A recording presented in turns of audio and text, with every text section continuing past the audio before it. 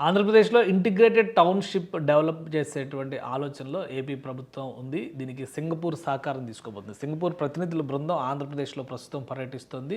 రాష్ట్రంలోని వివిధ ప్రాంతాలు, రాజధాని అమరావతిలో కూడా ఈ పర్యటనలు కొనసాగుతున్నాయి. గతంలో చేసుకున్నటువంటి ఒప్పందం మేరకు ఒక ఇంటిగ్రేటెడ్ టౌన్‌షిప్ అది ఏ విధంగా ఉంటుందంటే 400 నుంచి 500 ఎకరాల్లో ఉండేటువంటి టౌన్‌షిప్ ఇది. సింగపూర్‌లో ఉన్నటువంటి పుంగోల్ స్మార్ట్ డిస్ట్రిక్ట్ తరహాలో అభివృద్ధి చేయాలనేటువంటి ఆలోచన రాష్ట్ర ప్రభుత్వానికి ఉంది.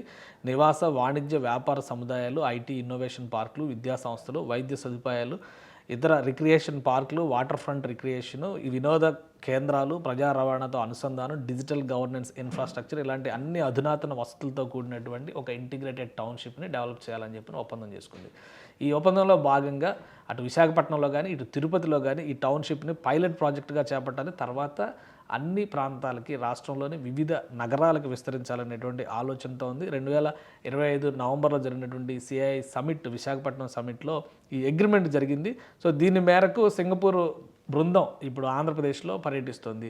దీన్ని ఎక్కడ అమలు చేస్తారో అలానే రాజధాని అమరావతి నిర్మాణం విషయంలో సాంకేతికంగా అందించేటువంటి సహకారం విషయంలో కూడా సింగపూర్ బృందం సంసిద్ధంగా ఉంది. సో ఎలాంటి నిర్ణయాలు తీసుకోబోతున్నారు, ఎక్కడ ఈ టౌన్‌షిప్ నిర్మిస్తారు, దీనికి అనువైనటువంటి స్థలం ఏంటి అనేది త్వరలోనే రాష్ట్ర ప్రభుత్వం డిసైడ్ చేసి ఇన్ఫామ్ చేయనుంది. దానికి తగ్గట్టుగా సింగపూర్ బృందం ప్రణాళికల్ని రెడీ చేసి సింగపూర్ భాగస్వామ్యంతో దీన్ని డెవలప్ చేయబోతోంది ఆంధ్రప్రదేశ్ సర్కార్.